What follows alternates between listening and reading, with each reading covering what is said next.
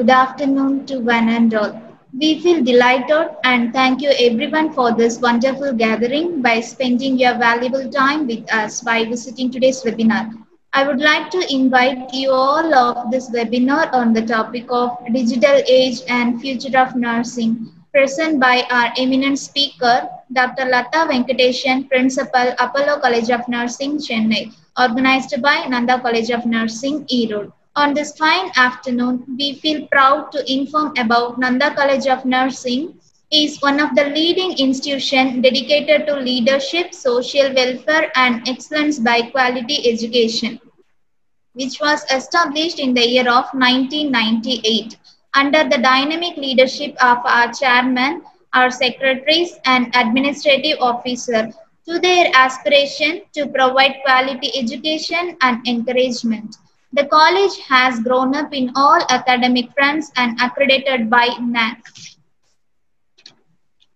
So, delegates, be ready with your mesmerizing notes and update your knowledge to future step after your education. So next, we are also pleased to welcome our respected principal, Professor R. Vasanti, Nanda College of Nursing. She is a great driving force with inherent special capabilities, leading power and reflecting like a guiding star for us. And today she is the reason for this webinar with our resource person. So now I invite our principal ma'am for giving welcome speech to our participants from various institutions. Please ma'am. Good afternoon, one and all. I welcome each and every one of you to participate with us for today's webinar on digital age and future of nursing. On this auspicious day, it's my privilege to welcome today's presenter, Dr. Lata Venkateshan, Principal, Apollo College of Nursing, Chennai, for today's webinar. Thank you, ma'am, for accepting our invitation and being connected with us today. Ma'am has lot of credentials in her professional career and she holds double PhD and she is the assessor in NAC and NABH and also recognized PhD guide in WHO, INC, Rajiv Gandhi University, MGR University and so on. And she published more than 120 articles in the national and international journals and she presented more than 80 papers in the national and international conferences and workshops. We are very much proud to have you as our presenter today, ma'am. Thank you, ma'am, and welcome you once again. I proudly say that today we have more than 700 participants throughout the India and overseas also. On behalf of Nanda College of Nursing, I welcome each and every one of you for today's webinar. Thank you and welcome you. Thank you. Thank you ma'am. Thank you so much for your valuable address. We will go ahead to today's session and definitely there will be interaction session with you. Just reminder, please be sure to type your question into the question box in your control panel. It will be discussed with our resource person at this end of in questionnaire session. So now it's time to start our session on the new topic of digital age and future of nursing.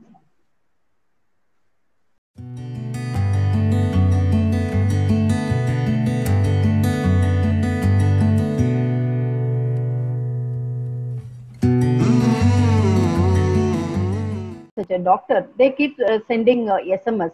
It is all happening default. Once they interface the appointment with the calendar, then the calendar will send the pop-ups and SMS so that the patient will not miss the appointment. Neither the doctor will not miss the appointment.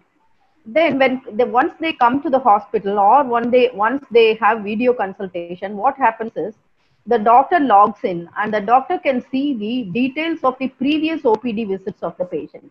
When did he come before? When he came 1 year before, what was the status? Or when he came 6 months before, what was his BP level? With the current treatment, whether the BP is under control or reduced or increased, everything they can see previous via OPD visits. They can see the laboratory values. And it is integrated with the I got discharge. And he will come for follow-up visit after 1 month. So the doctor can see the IPD record as well as OPD record. So the OPD and IPD records are integrated. The doctor can see in his laptop or he can see in his iPad, or in the mobile itself, he can see the patient data. And the doctor can browse the previous laboratory results, radiology findings, including the images, X-ray images and CT images, ultrasound images can be seen, medication orders can be seen, the previous medication orders, any changes required, or if the same medication orders are required, they can simply copy paste the medication orders. And the discharge summary of the patient also can be accessed. And you know what happened? The advanced feature is the doctor will enter the assessment findings. And once he enters the assessment finding, the system itself calculates the risk score. For example, cardiac risk. The doctor enters the data, the laboratory values are there, cholesterol levels are high, BP is uncontrolled, then the risk score is integrated. It gives what is the risk of getting an MI, cardiac risk. So automatically the risk scores are generated based on the assessment data. And then the time trends can be seen. What is the time trends lab results? For example, they have taken cholesterol level. What was the cholesterol level 2 years before, after a year? What is the current cholesterol level? The laboratory results are, the trends are displayed. So you can see whether the disease is under control or it is not under control. And you can also set up some favorite tests. What are the favorite tests? For example, you may be doing an array of tests. For a renal profile, if it is done, it has got urea, creatinine, albumin, so many potassium, sodium.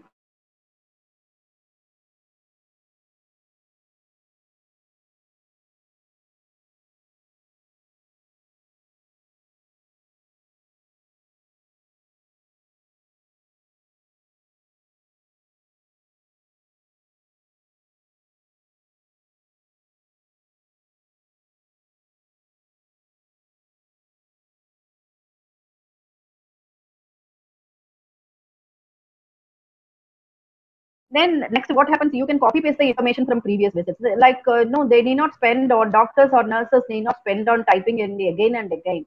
No, the patient has come for review. If you're going to prescribe the same medications, just copy and paste the same medications. You know, that way, no, it saves time of again and again typing the patient's history, assessment findings, and the advices need not be repeatedly typed. You can access the previous visit and copy paste it. And the investigations request or interfaced with the various departments. For example, doctor advises you better go for thyroid function test. When he enters thyroid function test, immediately the lab gets the request with the IP number of the patient, and the billing department gets the request. So when the patient goes to the billing department, or when he makes digital payment, already the request is there, already the request is generated. They have to simply click on and pay the payment. And once they make the payment, the lab will receive the blood sample and the results will be ready. And the result also can be viewed by the patients. You know, like in Apollo, we have got a software called Apollo Prism. The patient enters the OPD number or IPD number from any part of the world at any point of time, even after few years. They can view all the results of their investigation. It is all stored in Apollo Prism. So similarly, it is all interfaced. And we can have voice typing. You know, if you do not want to type, you don't know how to type in the computer or in the iPad or mobile, then voice typing is there. You know, in Google search, the mic is there, you switch it on and do the Google search over voice. So similarly, here also voice typing can be done. And the prescription, suppose if you want to prescribe a drug, just say over voice and the system will type. And it is all digitally connected to the pharmacy. Once a patient's digital OPD module is opened and you enter some drugs, the pharmacy is interconnected. So the moment the patient goes to the pharmacy, the drugs will be ready.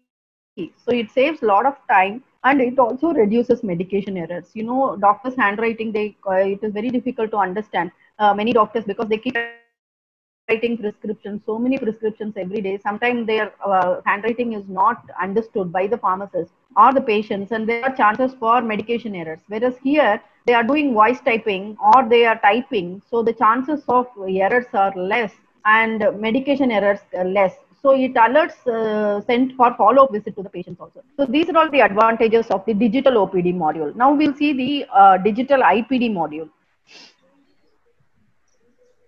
Am I clear? Is my voice audible? Yeah. Now we'll see the digital IP module. In the digital IP module, what happens is digital IP module, there is an IPD module. In that there is a doctor module, there is a emergency module, because caring for the patients on routine care is different, but when they come to the emergency department, you have to attend them immediately. So the emergency modules are different, nursing modules are there, medication prescription module, lab service modules, hospital services module like billing, stores, telehealth module, patient module, home care module. These are all the modules in the IP module. And what the doctor can do, the doctor can enter the patient's history, he can enter the daily assessment findings, he can order the results, he can order the medications, he can see the case summary, and he can see the link between the doctors. For example, referral doctor, a patient gets admitted with an ortho complaint, but he is hypertensive and a cardiac consultation has to be taken. Then the linkage is given, consultant to the registrars or the what to say, the other lower level physicians, and then the chief and the juniors, the connectivity is given, and between the departments also the connectivity is there.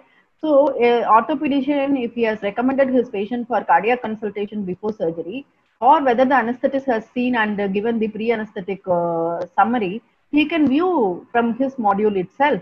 So, and also the doctor can see how many number of patients are there in the ward, how many patients are there in ICU, and how many patients are discharged. This detail also he can see from his mobile itself.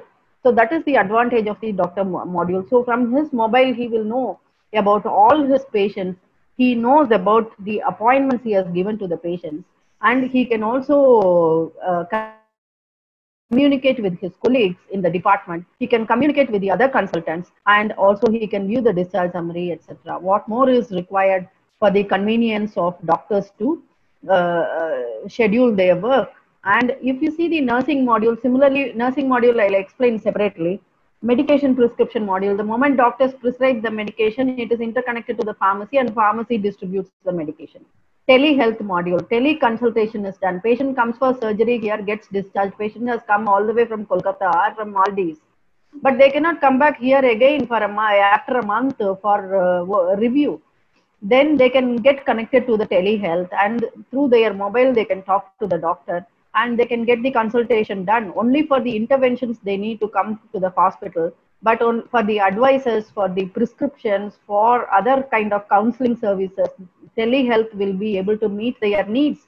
Only if they require some procedural interventions, then they need to visit the hospital. You know how much money it is going to save on transportation, time. No, it's going to be next era is going to be telehealth only. Not only next era, I think we are already using telehealth now. COVID patients are quarantined at home, and video follow-ups are done, video consultations are done. So at the convenience of home, they are enjoying the medical care. Now I saw one advertisement. They said apartment is now available for sale with the 2 bedrooms, 1 office room, and 1 ICU. Now even the homes will be designed in such a way, if you want to work, you will set up an office in your house itself, and you will work. And if you are sick, you will have a sick room, and you will go and isolate yourself into the sick room. So this is how even the housing structure is going to change, you know. Now we all have home theaters at home. Now we are going to have an office at home, and probably we may have to have a sick room or intensive care unit at home, and the doctors will consult you over the telephone or mobile. So this is one home care module. This is how the inpatient services are getting transformed with the digital technology. Next slide, please. Digital nursing module. How is it going to impact the nurses? Nursing module, no, it is going to give easy access to patient data. You know, the nurses will be given an iPad. No, instead of entering everything into the patient's chart, documenting manually, the documentation need to be done into the iPad, or there are some wheels, computer on wheels. You know, it is simply called as COW, COW, computer on wheels, where the nurses can roll the computer to the bedside and they can do it. And now they are interfacing it with the TV screen itself. You know, the patient's room will have a TV, and it is all you know, digital TVs, and the patient data can be entered by switching on the TV. You can enter the data, or an iPad will do the work. And when you're handing over, you're not going to hand over the physical patient's charts. You will be handing over the iPad, or you will be handing over the system. Handing over and taking over will happen digitally. This is how it is impacting nursing. It's already happening in many hospitals which have adopted the electronic documentation system.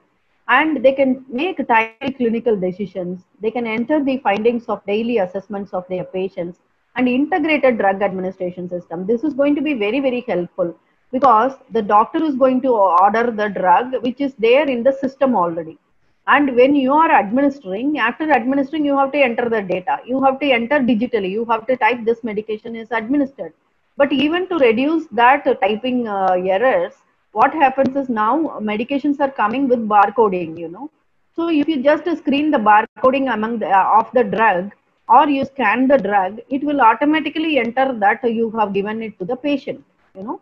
Or after giving it to the patient, you just screen the barcoding. You see now when you go and buy vegetables, even vegetables, the barcoding strip is placed and they just screen and the price gets displayed and your bill is ready. Similarly, here you administer the medication by using by scanning the barcoding on the medication strip. That is how the digital technology is going to impact our medication administration.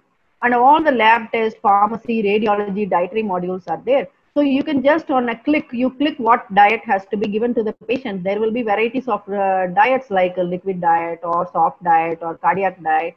You just have to click on, then dietary department will get that this patient requires salt-free diet. And radiology, any test has to be done. Doctors say that CT scan has to be done. You just click on CT scan, the department will get and you transport the patient for CT scan. Pharmacy also, the moment the drugs are entered, the pharmacy will distribute the drugs to you. Similarly, lab tests. So it is not necessary to make a phone call, ask the lab technician to come, take the blood and go, and call him repeatedly whether the test results are ready. And the test results will not come. Doctor comes for rounds. They shout at the nurses why the lab test results are not ready, why the images of CT are not collected, why the images and report of X-ray is not collected. These kind of communication will not be there in future because it's all going to be there integrated in the system itself. So once the doctor or the nurse clicks on the patient's IP number, the entire detail will be there. Once the lab results are there, it will be uploaded automatically. Once the X-ray results are there, before even the film is getting dried, X-ray film wetting time also can be reduced. Before the film is dried, the image is available for the doctor to see or for the nurses to see. So there is no manual collection of the films. There are no manual collection of the reports. So you save time and you save the problems arising between the physician and nurse communication. And manpower management, you know, nurses, how many nurses are there? The manpower management is very beautifully done. The nurses duty schedule is prepared in the computer, you know. So shift wise it allots the nurses, and when they ask for the leave, suppose if I ask for the leave, for example, you say in a nursing college, the principal asks for the leave. When I enter into the system checks whether vice principal is on duty that day. If the vice principal is also on leave, then system itself will reject leave for the principal. Or if the vice principal is on duty, then principal, when she requests the leave is being sanctioned. Similarly, for the nurses, for each unit, they will have nurses allotted shift wise. And if 30% leave reserve will be there, if they are falling into that 30% leave reserve, leave will be automatically sanctioned by the system. And suppose if they want to temporarily transfer the unit, for example, in ICU, there are less number of patients and you have more nurses. What to do? You want to post them in recovery unit or you want to post them in the ward where there are more patients. Then the temporary shifting is also possible in the system itself. So the system allocates, and you know, some hospitals, when you go, you will see the digital display, like in the airport, this display will be there. How many patients are there? How many nurses are there? Nurse patient ratio. It gets displayed in the OPD or in the lobby of the hospital for everybody to see, and it will get displayed in the nursing superintendent's mobile, ward supervisor's mobile.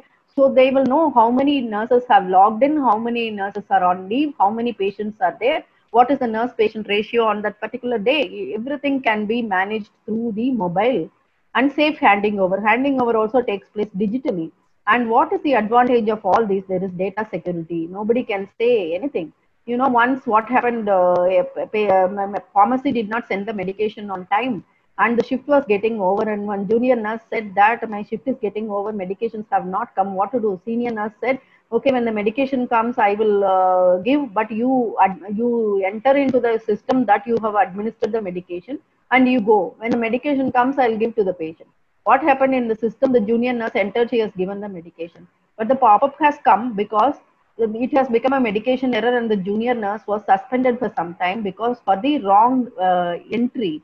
No, what happened was the pharmacy, once it issued the medication, it has been captured by the system. So the system has shown that medication is not actually given, but the nurse has documented that the medications are already given. So how come it can happen? So like that, the data security is there, data retrieval is there. You can do the variation management. What time the nurses are giving the medication, you can do the variation. If a medication has to be given at 8 o'clock, if it's given at 7:30, it is fine. If it's given at 8 o'clock, it's fine. But if it is given at 9 o'clock or 10 o'clock, then the system itself captures and shows it as medication error. And if they wrongly administer some medication, then it will be shown. And if they are unnecessarily ordering some medication, once one staff nurse ordered betadine. Betadine was not ordered for the patient, but patient asked, I want betadine, I was using it at home, can you get me betadine? She ordered, but it was shown as a medication error because it was not on the prescription by the doctor. So a nurse has ordered a medication which is not prescribed by the doctor, it became a medication error. So like that, every activity becomes transparent and the data can be retrieved at any point of time. So what happens is it improves the clinical communication and ultimately patient satisfaction. More than anything, it makes patient safety.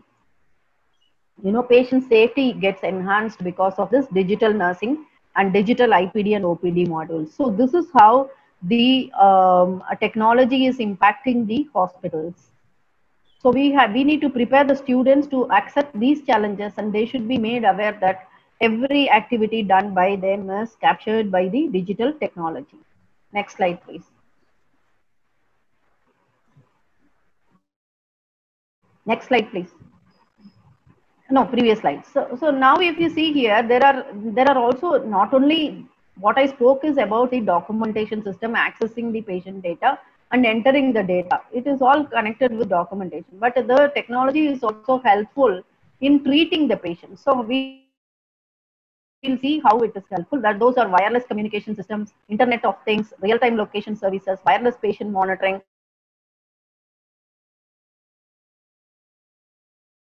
Pumps. Next slide, please. And wearable devices, electronic health records, centralized command centers, telehealth apps, patient and staff identification systems. Now we all have RFID. So it can real-time location, it will be shown where I am sitting, in which department. Even when the nurses go for break, how much time they are spending there, are they coming back, near which bed they are standing. Everything can be located. ID card, it is RFID tagged. Immediately you can see their location, and robotics and smart stethoscopes, portable monitors, smart beds, virtual ICU. These are all some of the technologies which are changing the nursing practice. Let us see one by one. Next slide, please. So if you see the wireless communication system, this wireless badges or headsets integrate what were once multiple communication methods, such as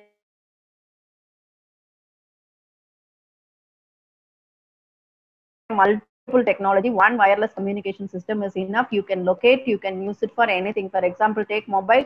Mobile can be used for your attendance. Mobile can be used for accessing patient data. Mobile can be used for entering the data. For everything, wireless communication systems are very helpful. Earlier, we used to have pagers. We used to have the modems. We used to have the satellites. Now everything is become wireless. Next slide. Next slide, please. So how the wireless technology is helpful? Managing staff workflow. I told you that RFID, that is radio frequency identity ID tags are given. So we can real-time locate where the people are, and for tracking the medical equipment. Once what happened when about some years before, some 20 years before, when pulse oximeters were brand new, one pulse oximeter was lost in a hospital, and they were all searching where is the pulse oximeter gone. They closed all the gates and they were searching where the pulse oximeter is gone. Finally, they found it in the one of the anesthetist car. You know, like that, the tracking medical equipment, if it has been taken away, it was very difficult. You may be having only one IABP machine, you want to track where it is. So this RFID tags will be placed on the equipment, so the equipment can be traced through this wireless communication. So you need not go on searching the equipments. Then automating environmental monitoring, then monitoring hand hygiene compliance, and analyzing, all these UV light devices are there, so you can monitor the hand hygiene compliance. Then analyzing the operational data, and for increasing security, for all these the wireless technology is helpful. I'm not explaining each one in detail because the time is it's already 2:50. Okay, next slide, please. So it is helpful. See, managing staff workload. The moment they log in, it is interfaced with the nurse-patient ratio, and it shows where they are. And tracking medical equipment, you see infusion pumps are having the labels. So that will show you where the infusion pumps are, ventilators are. And automated environmental monitoring, it will show the pollution levels, it will show the air quality level. All those can be done. Air quality levels in the theater, temperature, what is the temperature in the inside the nursery, humidity, air pressure, all these can be used part of infection control measures. So automated environmental monitoring can be done. Next slide, please.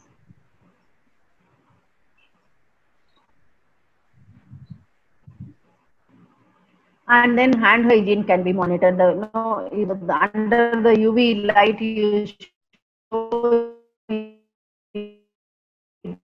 show the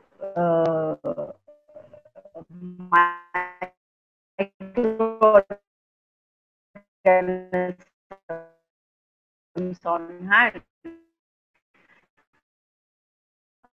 and the data can be operational data can be used. So if you see Internet of Things in healthcare, next slide, let us see how Internet of Things are influencing the healthcare. No, it is a combination of hardware and software technology that produces trillions of data through, previous one. Through connecting multiple devices and sensors with the cloud and making sense of data with intelligent tools. For example, insulin delivery. Insulin delivery, if you have Internet of Things, it will deliver automatically. The infusion pump or the syringe pump will be automated, and it will deliver the dose. Similarly, connected inhalers. If you automate it, using Internet of Things, then it will deliver at the scheduled timing. So you need not remember to administer the medications on time. Automatically it will be delivered by the automated pumps. Next slide. So this is real-time communication system. So this is a perfect example how the work gets done more efficiently by integrating real-time voice, video and messaging into an application to diagnose the patient within minutes. For example, I worked in an army hospital. Something happens in the war zone. Sitting in the ICU inside the city, we know where the patient is and what is he suffering from.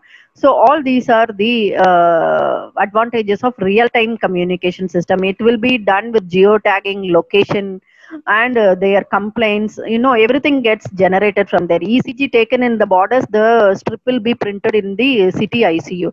So all these are possible with the real-time communication system, and you will be able to diagnose and handle the emergencies with no wastage of time. Next slide. And wireless patient monitoring, the patients may be there in the ICU and the doctor may be attending the conference in another city, but still he will be able to access the monitor of the ICU, and he can see what are the ECG changes in his patient, and he can talk to the patient. So this wireless patient monitoring is also part of virtual ICU. Virtual ICU's doctor do not visit the ICU in person, but he will be able to still do the consultation. He will be able to see the ECG. He will be able to see all the values of saturation, blood sugar, blood pressure, everything can be seen. So that is the advantage. And this is also useful for Holter monitoring. Patient, you have 24 hours ECG Holter monitoring has to be done. Patient has the Holter monitoring and at home, but the doctor will be able to see the changes. Similarly, this in OBG, fetal monitoring can be done. Wireless fetal monitors are there. So sitting at home, the mother wears the fetal monitor on her abdomen, and if any changes happens in the fetal heart rate, the pop-ups and the alarm comes to the doctor's mobile. So she will know that the fetal distress is happening, and immediately the patient can be shifted and attended. So like that, this all these wireless technology, the patient has got some wearable devices, and it is interfaced with the hospital, and we can monitor them using this wireless patient monitoring. Next slide, please.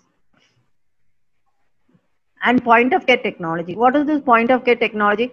Earlier, when you want to check the blood glucose level, you have to draw the blood, sent to the lab, and the lab technician has to do the test, and the results have to come. But now you put one drop of blood, patients are able to diagnose at home itself. Whether you're pregnant or not, you can put few drops of urine, and you can test whether pregnancy is there or not. Similarly, the cholesterol levels can be checked now. So all these are point of care equipments, where only with a few drops of samples, you can diagnose the blood glucose levels. You can see the ABG levels. Now you see pulse oximeter. You have a finger pulse oximeter. Just put it on the patient and you will see the saturation. And so similarly, there are portable small ABG machines are there at the bedside. You can do the ABG. So these are all point of care technology. That is, at the caring spot itself, you can do the tests and get the results. That is point of care technology. Next slide. Next slide, please. So next slide. Yeah, this is urine dipsticks, pregnancy test. All these I already explained. Next slide. And electronic health records. This electronic health records only I explained as the IPD module, OPD module, and the nursing module. So now entire documentation happens into the system, and it can be accessed by the healthcare personnel from any given setting. Sitting at home, they can monitor. Sitting in the office, they can monitor. The patients can see their records. These are all the advantages of electronic health records. A patient attends a hospital. After 2 years, he goes elsewhere. He travels abroad, and there the patient becomes sick, and he wants to access his medical records. Then immediately they can log in, and then they can see the medical records of the hospital which they attended. So these are all the advantages of electronic health records. Next slide, please. And smart TV. What is a smart TV? Smart TV with smart technology can now provide information of upcoming treatments and deliver instructions. Your own TV, you can integrate it, interface it with the hospital. So when you're watching your TV, it will show the pop-up when is your appointment, and it will say the post-discharge care, all the health education materials, everything can be displayed in the TV. Next slide. And automated IV pumps. Earlier we have to see and deliver the medications. Now you can automate it. You can set it so it will deliver the medications at the set intervals. So we need not wait for the drip amounts and to calibrate the medication doses. We need not be waiting. The automated IV pumps will take care. You have to only do the settings in the screen. Like every 4 hourly insulin has to be delivered. It will deliver every 4 hourly insulin, so similarly other medications it will deliver. That's the advantage. Then portable monitors, portable devices for monitoring vital signs, ECG, respiratory rates, oxygen saturations, everything can be done. Now you will see one computer in the nurse's station. So that is used mainly for documentation. But now, we have got one fever monitor. A patch is placed on the patient like an ECG electrode, So it continuously monitors the fever, and you can sitting in the nurse's station in the monitor, you can see, or you can see if the nurses are given the iPad, they can see what is the temperature of the patient. Earlier we used to go and check every 4th hourly, and we have to record it. Sometimes patient may be sleeping. When you want to check the temperature, patient may be having food. Just they would have taken a hot drink like coffee or tea, and you may not have be able to check the body temperature. All these problems are solved. One patch is kept, and the fever patch monitors the body temperature, and whenever there is hypothermia or hyperthermia, pop-ups come in iPad and you go and attend the patient. So these kind of portable monitors are there, and one of our MSc student has done a research on that, and it was found to be very useful. Now breaking of thermometers, I remember how many thermometers I have broken and I have replaced. Mercury thermometers those days, glass thermometer and mercury thermometers. Now digital thermometers, battery will not work. You buy digital thermometer for 150 rupees and the batteries work only for some time. and you need to change the battery. All these problems are avoided with this fever patches. So once they place the electrode, it gives the signals to the iPad. So that way the portable monitors are very helpful. Similarly, for oxygen saturation also it can be used. Next slide. And smart bed technology. Now the patient they themselves can raise the head and foot, and they can raise the entire bed, lower the entire bed. So the nurses need not go on waste time in adjusting the bed. The patient they themselves can adjust. Next slide. Wearable devices. This wearable devices now everybody is having, smart watches. It shows the heart rate, it shows the pulse rate, it shows the I don't know, oxygen saturation levels are there, and how many steps you have walked. You're supposed to walk 6,000 steps a day, you walked only 100 steps, and how many calories have you burned. Everything on the watch is showing, your health status is shown on the wearable technology. Next slide. And centralized command centers. All these technology is connected to the centralized system, and the dashboards are created there. So that is how we get now the dashboards. How many are using mobile? How many are using wearable health devices? And these wearable health devices are connected to centralized command centers, and they know how many patients are suffering from hypertension. How many are having all their the number of physical exercises they do. Everything real-time updates will be there on centralized command centers. That is for wearable devices. But when the patient is getting admitted into the hospital, or when they are connected to telehealth app, the centralized command center is able to get the data, and they will be able to give the dashboards. Dashboards are the statistics with real-time updates. Next slide.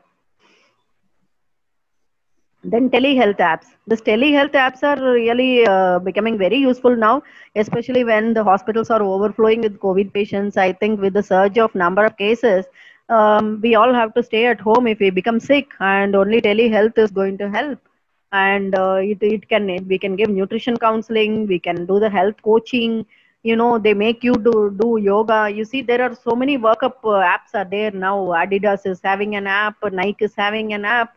You just enroll, download that app and keep it on. It will tell you what exercises have to be done, and it gives you the alarms and the triggers when you have to do. If you're not walking, then if you're sedentary, all the triggers are given from the apps and through the telehealth initiatives. Next slide.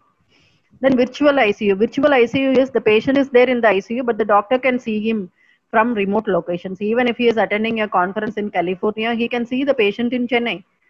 So virtually they can give the consultation. That is the virtual ICU. They can see the monitor, they can see the values, they can place the medication orders. Everything could be done from remote locations. Next slide. And patient and staff identification systems. This I already told you, put a RFID tag wherever the patient is moving. If the patient is missing, running, or wherever they are, you will be able to locate them. Next slide. Next slide, please. And it will reduce the patient fall rates because you can track their movement. Next slide. Robotics. Robotic surgery. Here, the robo is not doing the surgery. It is the surgeon who is doing the surgery. But you see in the picture, the surgeon is not sitting next to the patient. Next to the patient standing is the nurse. Whereas the doctor sits in a room where he is connected to a computer, and through computer he is operating the robotic arms. The robo is standing near to the patient, staff nurse is standing there. But the robo is getting operated from a remote location by the doctor. So that is the robotic surgery, But the nurses are the same.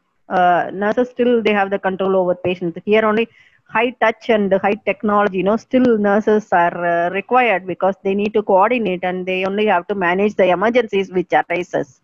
Next slide. And these are all types of robots. Next slide, please. Robots can be used for physiotherapy. Robots can be used for transportation. Robots can be used for delivering the medications. Now we saw in COVID wards, to avoid the infection happening to the healthcare workers, robots were delivering the food and medications. And the stethoscope, we all know only the ordinary stethoscope. Now the smart stethoscope has come. So when you auscultate the patient, it is connected to the mobile, and the mobile gives you the data whether the heart rate is normal, whether the rhythm is normal. So these are all with the Bluetooth it is been connected, and you can use the smart stethoscope. Next slide. And artificial intelligence, that is, no, computers start thinking like human beings, so that also can be used in the healthcare. This is still in a very a preliminary stage. Maybe in future a lot of artificial intelligence usage will be there in healthcare. It will partly replace the human intelligence. Next slide. And now that is the transformation which is taking in the hospitals. Now we will quickly see what are all the transformations in education. In education we have to teach the children about how to adapt to the technology, and how to talk to the patients, how to interact with the patients, and how to interact with the healthcare team. So we need to be having one subject on the nursing informatics, and apprise our students how to use these gadgets of monitoring, of treating, and consultation. And patients are more knowledgeable now because they have access to the Google, and they know better about their disease than us. So we have to have the digital technologies in nursing education too. Next slide, please. So if you see, we don't have chart boards, we have only smart boards, and this reading out of textbooks to reading leveled readers have come, and paper and pencil is gone, and we have now teaching digital citizens. Next slide.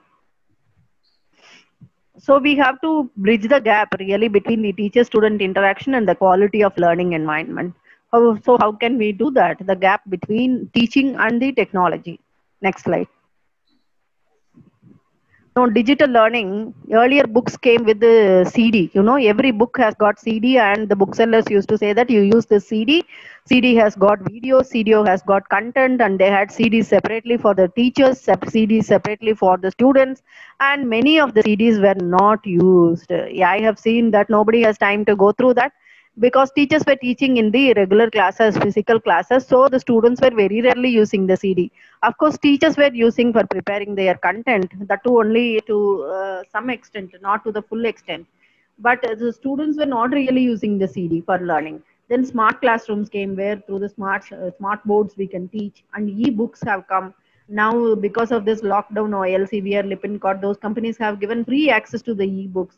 And Amazon Kindle is publishing all e-books. Any book you can view, and through Kindle you can read the books, and virtual learning is taking place. So this is how the digital learning cycle is improving day by day, and now everything is going to be online.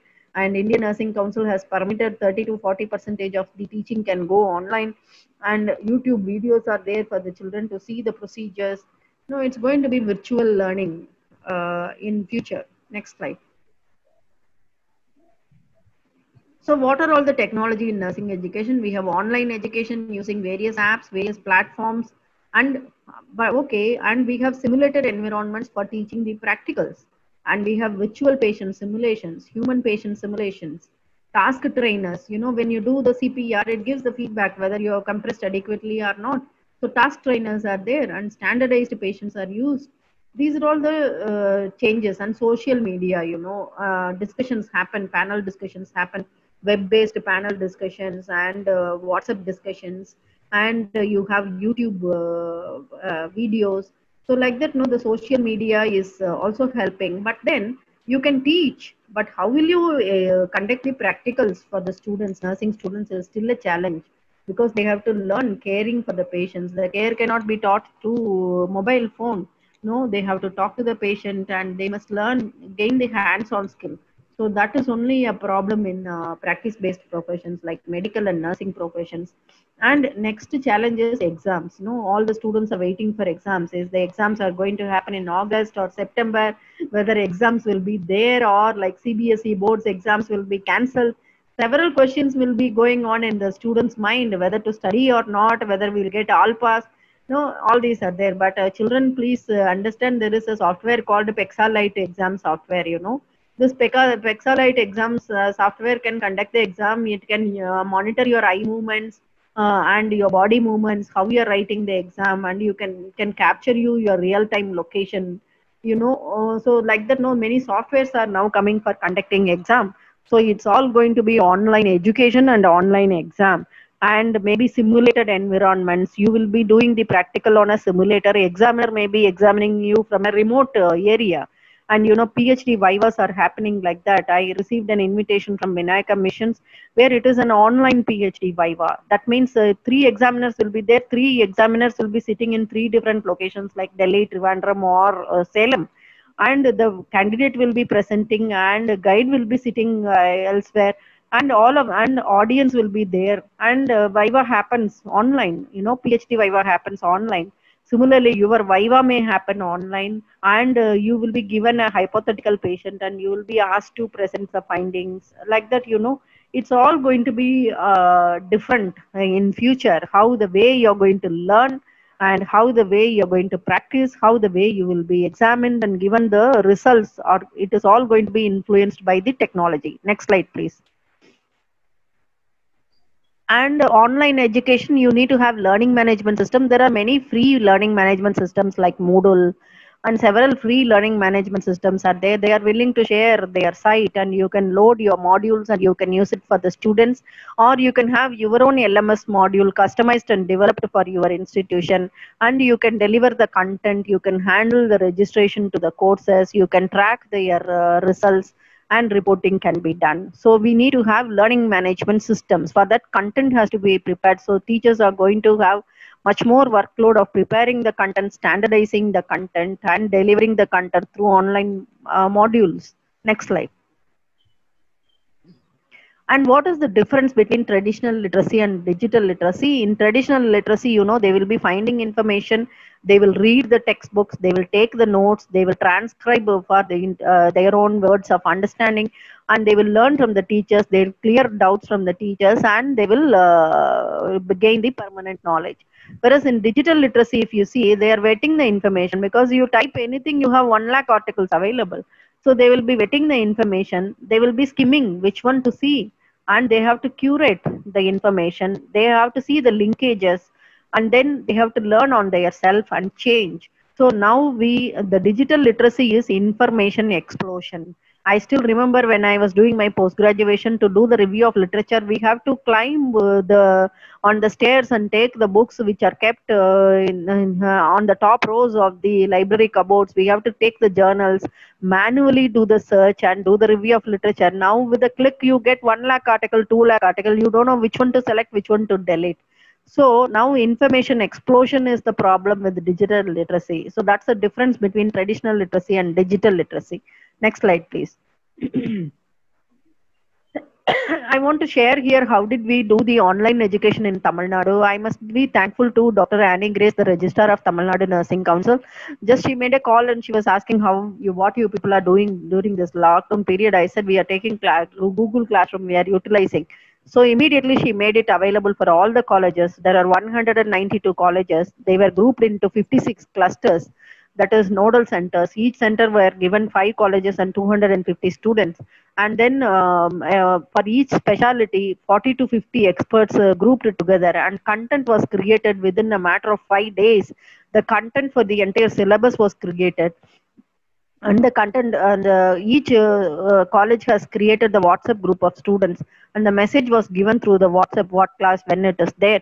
And then they were all asked to install the Google Classroom app, and through Google Classroom, the PowerPoints were sent to them. Some PowerPoints were with video links, some PowerPoints were with the audio, and some PowerPoints were sent only with the content. And the respective college teachers has conducted Zoom classes using these slides, and the children were really able to listen. And across the state, we had a weekly timetable being released, and broadcasting of contents was done every day, and assignments were given through Google Classroom. Video links were shared. ASCII, we are going to share the ASCII stations. Word question papers were reviewed, and model exams were conducted. And for practicals, Bodhi Health Education app was used. They were willing to share freely, and the students had access to view the clinical procedures and take up the pre-test and post-test and improve their knowledge. And the daily attendance reports were generated, and weekly attendance reports were sent to council and university. So like that, over a period of 3 months, starting from the first week of April and May and June, we have completed taking classes for the entire syllabus for all the nursing related subjects. So that's how it was implemented very successfully, and the university has appreciated that nursing is very much systematic, and uniformly we have implemented it, which will be considered part of the attendance, and it may be considered for eligibility to write the examination. So we have to be thankful to Dr. Annie Grace, who is a wonderful leader, who facilitated and made every student to learn even during this lockdown situation. Next slide, please. And Pexalite and VBox exam software, this already I explained. So this will really see the position of the student, eye position, body position, their writing, everything can be monitored. Next slide. And simulated practice, like you will be doing the procedure here, which will be evaluated by an examiner from a remote location. Next slide, please. So this is how it is going to impact the nursing education. But of course, any change has got its own advantages and disadvantages. The advantages of technology in nursing is it will improve the patient safety and patient care. It will save the time for nurses. It will save the cost for the treatment. It will establish the best practices. It will enable on and off skills building, and it is a response to nursing shortage. But this disadvantages are it will dehumanize the patient care. Nothing can replace the touch of patient care. Then a touch of nurses, while giving care to the patients, and it is not viewed as time saving by all nurses, because they should be updated with technology, and generational gaps are there with learning styles, different kinds of learning styles, and it may be perceived as replacing critical thinking, because everything the system gives you have to only tick mark. Sorry. And there is a potential breach of confidentiality is there. So these are all the disadvantages. Next slide, please.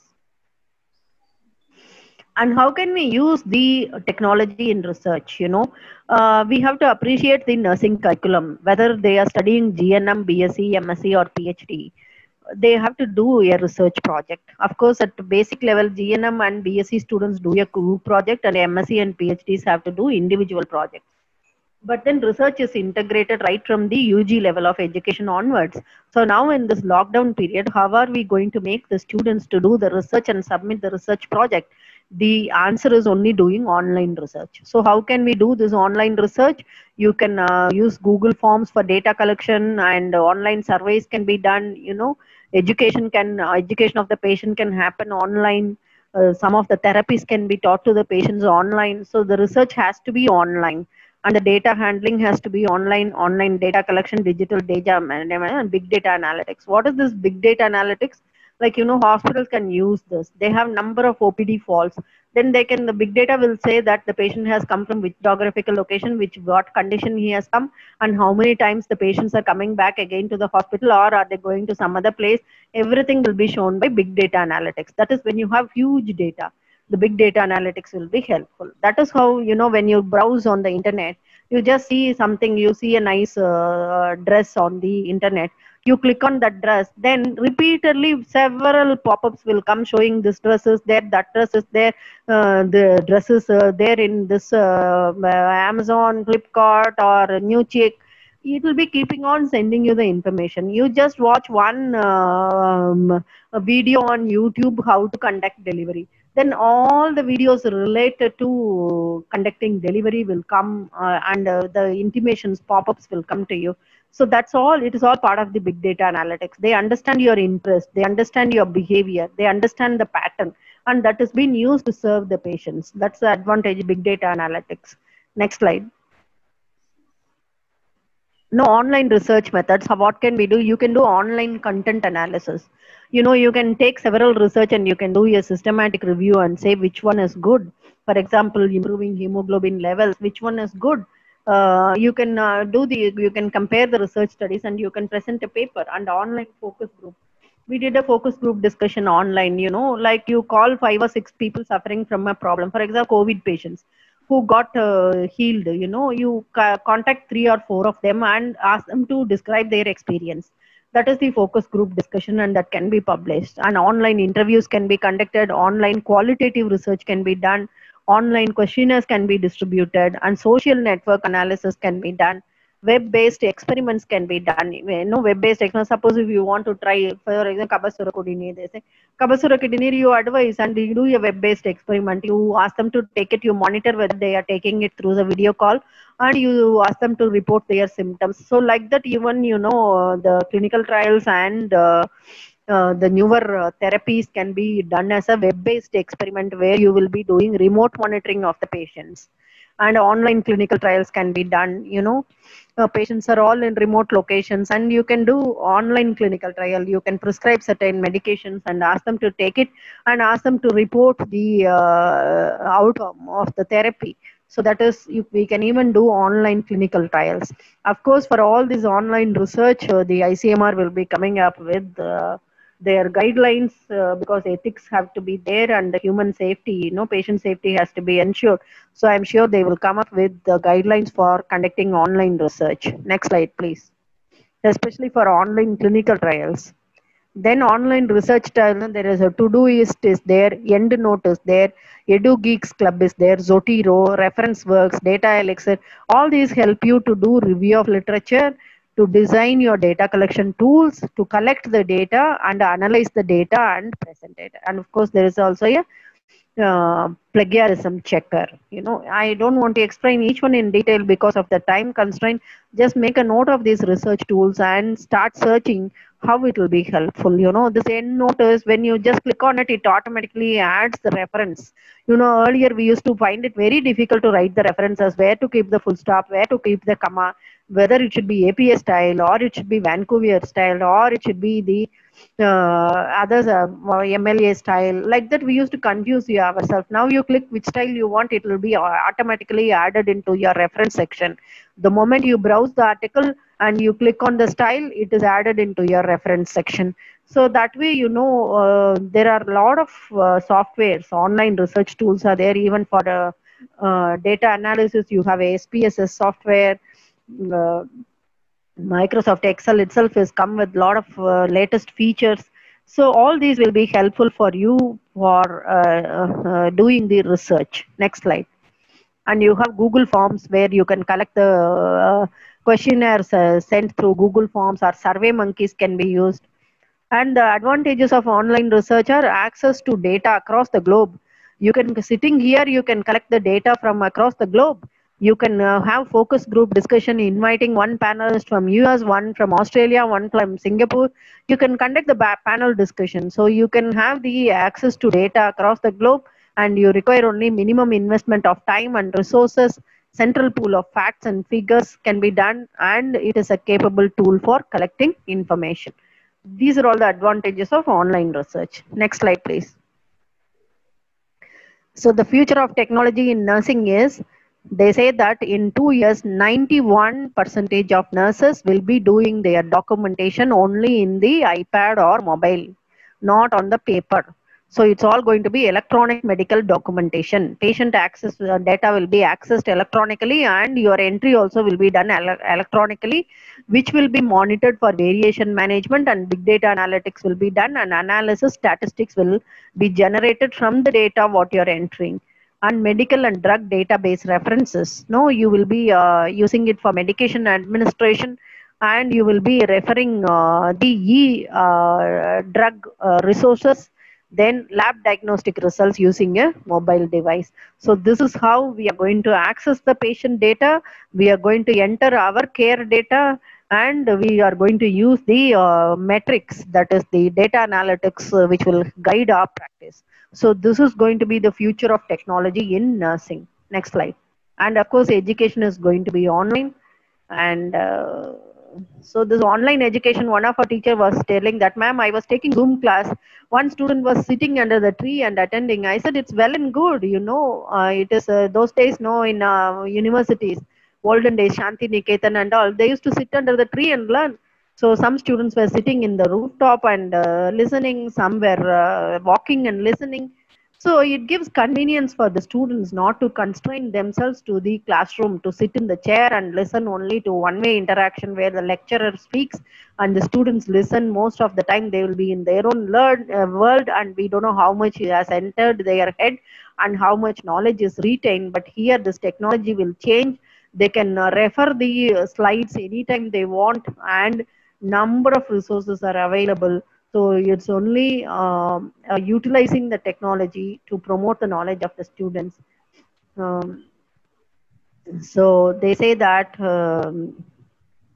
uh, technology is, according to the Bureau of Labor Statistics, registered nursing is one of the top occupations, and it will expect to grow by 12 more percent. And it says that the 371,000 new jobs will be added, and nurses will be required to be technologically savvy, and the field of health informatics will become the more mainstream. So we have to concentrate on health informatics and nursing informatics and use of technology to conduct the classes and to conduct the research. So next slide, please. So next to this, it will be like this. You know, when I was a kid, I really thought we would have flying robot maids by now. See, the robo is giving, you know, you will be watching online classes in the TV, and probably you will have a robo with supplies, you know. And next slide, you see, it's very funny. No, earlier days, the children used to go to bed with the teddy bears. Now what happens? They go with the mobile, and the parents will be scolding, and they are hiding it under the bedspread, and they will be watching the mobile phone. So this is how now the children are not going to play with the teddy bears and the physical kind of toys. They are going to play only with the virtual games. So we have to make use of this technology to educate them, you know. That's a challenge which is there in front of us. So we have to design games. Gaming is one good method of teaching students. So we can have gaming. So when they do the gaming, when they do correctly CPR, they will get scores. When they do wrongly, they fail. Like that, you know, we have to attach every procedure with the gaming technology. If they do the procedure correctly, they will scores will go high. If they do wrongly, they cannot move on to the next step. They cannot move on to the next level. Like that, we can integrate gaming technology in the mobile to teach the clinical procedures. That way, they will be really interested to self-learn on their own. So these kind of technological innovations are required. So we need to standardize the content. We need to develop the apps in nursing, and we have to concentrate on newer methods of teaching to engage the children of this digital age. Next slide, please. Next slide, please.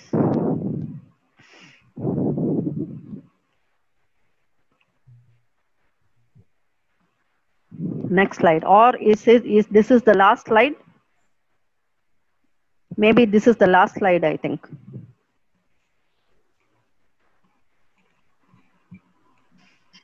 So thank you all so much for patient listening. I think I have spoken nearly 1 hour and 15 minutes. And thank you so much for all your patient listening. Any questions, please? Thank you, ma'am. Thank you so much for your reflective knowledge with us. Yes. Now this is the time to clarifying your queries. We can move for the questionnaire session. For some of the questions are visible in our chat box. Acha, I am unable to see the chat box. Yes, ma'am, we'll see. I think So, you have to stop. Mercy, ma'am, will clarify. Shall I read it? No, you can stop screening the slides so that I can answer. Yeah, fine. Yeah. Yeah, you can read the questions, I can answer. Yeah. Yes, ma'am. Jerifa is a person who has asked a question, ma'am. Assessment, inspection, palpation, percussion, and auscultation. Yeah. Through this digital consultation from only inspection, will we have proper diagnosis? There may be a lot of diagnostic errors. Yeah. The technology has to develop further, you know. Probably through video app, they can show their abdomen, and then we can see. That's what, nothing can replace the human touch, you know. Actual interaction cannot be replaced. But when there are no chances, you know, when they cannot come to the hospital, and they are in remote locations, and then untime, middle of the night, they are having reduced fetal movement, or suddenly some pain abdomen, then they can contact the doctor and they can guide them when to reach the hospital. So you can pick up emergencies, and you can save time, and you can prevent the maternal and neonatal death. For that, it can be used. Of course, as I told you that ambulatory CTG machines are there. So the patients can be given ambulatory CTG devices, which they can place it over the abdomen, and the doctor will get in her mobile what is the FH heart rate and the fetal movement data. And if there is any reduction or increase in the fetal heart rate, pop-up will come to the doctor's mobile, and she can guide them on the fetal distress, you know. So that way, technology has got its own advantages as well as limitations. We cannot completely rely upon. We cannot ask them to come all the time to the hospital. At the same time, we cannot ask them to use all the time the digital technology. So we have to have an appropriate mix of physical visits and the digital technology. So doctors and nurses have to use their wisdom when to use, what to use. Yeah. Thank you, ma'am. Kartika, another person has asked, explain artificial intelligence in connection with digital nursing. Yeah. Artificial intelligence, it's really in a very budding stage. I really do not have enough knowledge about artificial intelligence because it's not really come into practice. It's all in a very, very infant stage, you know. That's why I said in my slide, it is an area which will be developing further. Yeah. Thank you, ma'am. Actually, I am not a technologist. I am a nurse, you know. So technology, this much I have learned only through my experience, and because I am attached with the Apollo hospitals where the technology is widely used, I am able to talk in this technical language. Otherwise, I am not an expert in technology to clear all the queries. You know, I can talk about only the application part, whichever is already put into use. Yeah. Yes, ma'am. Ma'am, a person named Bhuvaneshwari has asked a question: will the technology really help in good patient care instead of direct patient care? To a certain extent, you know, patient safety is ensured and it is time saving. The alerts will be given, you know, so monitoring is made easy. Otherwise, you have to be, if you are physically checking the temperature, you have to go and check the temperature every 4 hourly, and you have to keep physically monitoring, and you will be held responsible. Whereas technology will help you whenever the patient is having hypothermia or hyperthermia, it is going to give the alert, you know. So it's going to be really helping us. It will save a lot of time. So we can save time, we can spend time talking to the patients, counseling to the patients, listening to the patients. It will definitely improve the patient safety by large. Yes, thank you, ma'am. Ma'am, another question. A Manaf person has asked, since the digital features get improving day by day, do you think the scope of nurses getting decreased? No, the scope of nurses will never get decreased. It is an evergreen profession, you know. I completed nursing 30 years before, but now the opportunities available for nurses are worldwide and it is increasing, you know. So it is never going to replace a nurse because the technology has to be used by a nurse. The technology itself cannot care for the patient, you know. Even if there is a robot, there should be a nurse who is operating the robot to give the care. So definitely it will never reduce the demand for nurses. Only it is going to alter the way the nurses are going to deliver the care to the patients. Yes. Thank you, ma'am. A person named Anita has asked a question: which one is effective, literacy traditional or digital for students? I would say that being a teacher who has used the traditional teaching for almost 30 years, I would say that nothing can replace a human teacher. But then online teaching also has got its own advantages. Everybody do not have the opportunity to listen to the best teacher, you know. I had best teachers, and I can record, if those sessions are recorded, I can even listen at my own convenient time, and I can again and again listen to the teacher. If it is digitally recorded and placed in the social media, I can listen any number of times. So these are all the advantages. Again, we have to have an appropriate mix. Now this session is getting recorded. If someone want to listen to Lata Venkatesan, or someone who could not access the webinar today, if it is posted in YouTube, anytime anybody can view, you know. So you can reach a larger population. For example, today morning we had a webinar on perioperative nursing care for COVID-19 patients. We had 3,300 participants who have attended the webinar. It is not possible in a traditional setting. I do not have an auditorium which can accommodate 3,300 participants, and I do not have the screens to show to 3,300 participants. Whereas over a period of 1 hour, we were able to disseminate the knowledge to 3,300 participants, and active discussions, interactions went on. I think we will be left with no other choice other than digital education in future. That's what is my prediction. Yes. Thank you, ma'am. Yeah. Sumati Raja has asked a question, ma'am. How Yeah. technology will be useful for poor students who don't have a PC or mobile? Yeah, that is why in my first introductory slide itself, I took that statistics, because when we wanted to implement the online education, we wanted to see really how many students can access. I will not say that 100% students are able to access, they have internet connectivity or the Android phones or laptops.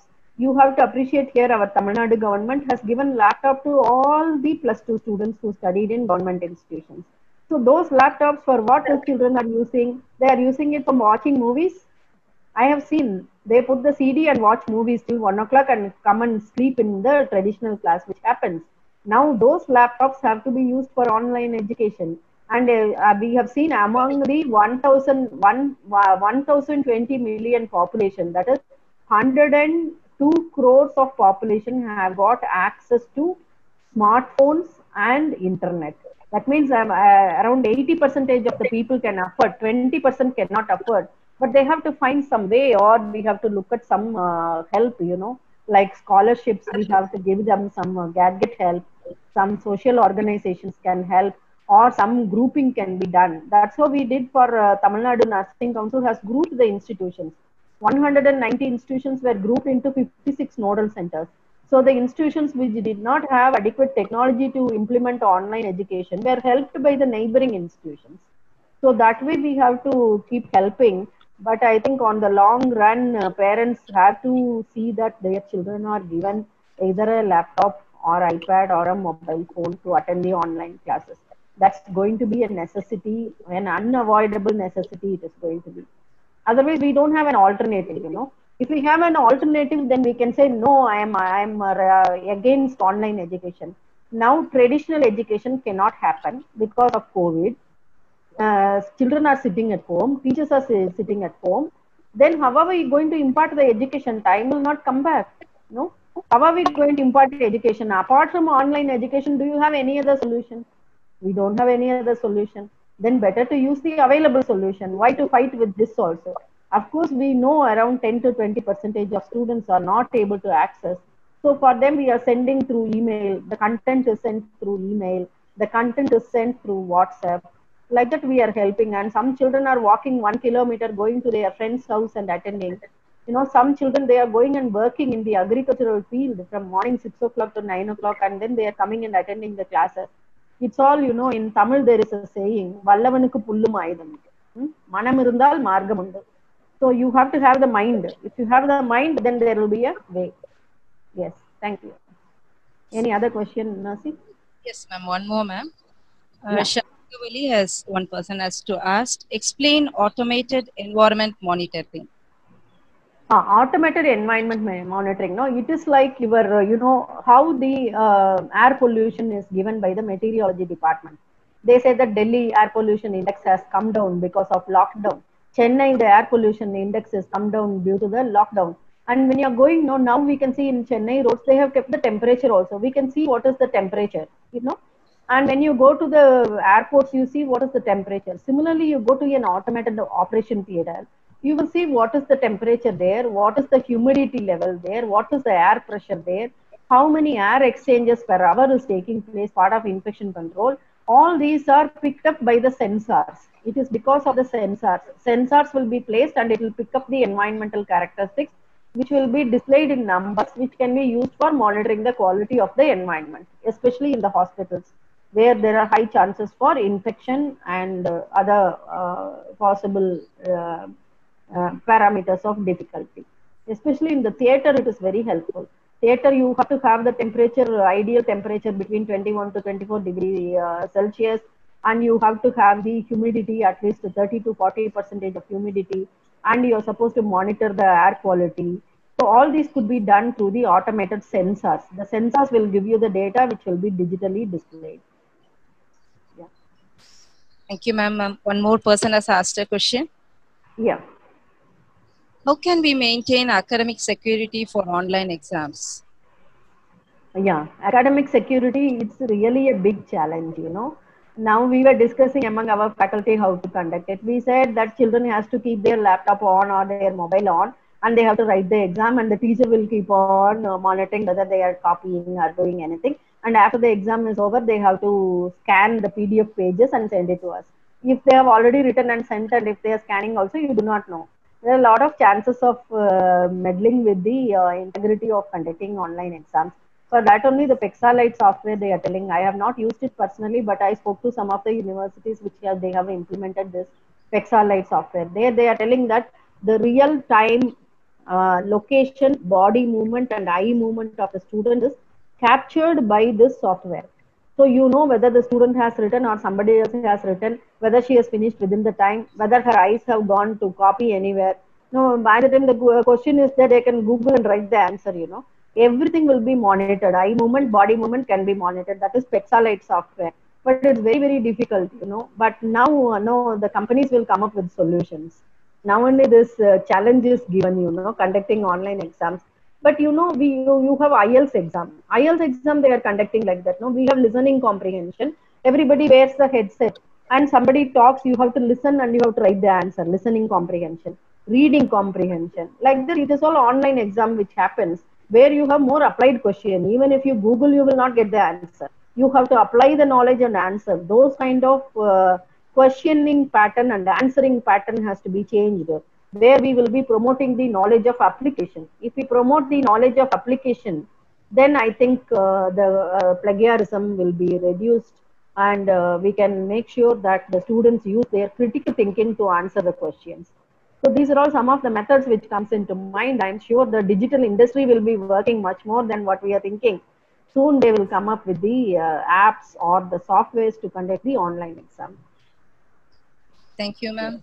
Yeah. Given a very good and right answer, ma'am. So thank you for your good explanations that you have given, ma'am. Yeah, thank you so much. Thank you, ma'am. Thank you for your more informative classes, ma'am. Thank you so much. Thank you. Thank you, Snega. Yes, ma'am. Okay, just reminder, the feedback form of this webinar will be active. Kindly submit to your feedback and receive your e-certificate. Now we need to make some important announcement. The feedback link is already sent to your email ID along with your Zoom link. So go through and submit to receive your e-certificate participation. Now we invite our lecturer, Ms. Shubha Jayanti, Psychiatric Nursing, for giving vote of thanks. Good afternoon to all. It seems to be a great honor to propose the vote of thanks to all who have helped us in making this webinar a very resounding success.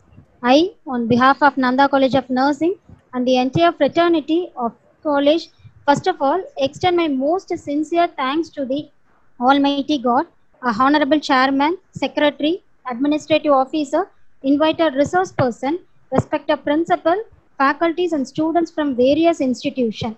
I extend a very hearty vote of thanks to our resource person who spared time from her busy schedule to grace this webinar, where she mentioned the need for digital technology in our profession. The way in which she explained the subject was extraordinary for giving an excellent coverage of digital technology. We are all inspired by your great words, ma'am. Thank you so much. Next, I would like to take this opportunity to place on record our hearty thanks to our principal, ma'am, for the perfect logistic support and guidance she has extended to all of us. Thank you, ma'am. An event like this cannot happen overnight. The wheels start rolling weeks ago. I also extend my thanks to our HOD, Mrs. B. Mercy Dora, Department of Mental Health and Nursing, Mrs. R. Sneha, Department of Community Health and Nursing, and Mrs. Ratna Kumari, Nursing Tutor, for their enormous cooperation in the organization of this event. I would like to thank all our participants for this event. Even we are proud to see the participants showing interest from overseas, other states, and participants who hold dignitary posts from many nursing institutions. It is your ability that made this day a very memorable one. We had many to learn to live and conquer for days to come as it is progressing to the digital age in our profession. Once again, I thank all for your cordial cooperation. Stay home, stay safe. Thank you so much. Thank you, ma'am, Thank you, for ma. your gratitude wishes. Yes, ma'am. Yes, ma'am. Thank you. Thank you. So though there were some technological hitches, you made it. Very good, excellent. Now you can relax, I think. Yes, thank you, ma'am. Okay, there you people Thank you. that you people are giving a correct email id, then only you can receive your certificate to your registered mail id. And also this today's session will be visible in our Nanda TV channel, so those who are having any future references means you can go through in that too. Kindly like and subscribe our channel to support us go for further update. Thank you, and once again thank you participants from spending your valuable time with us for today's webinar. Thank you. Thank you. Ma'am, shall we wind up this? Yes, we will log out. Yeah. Okay. Thank you Thank you, so much. ma'am. Thank you.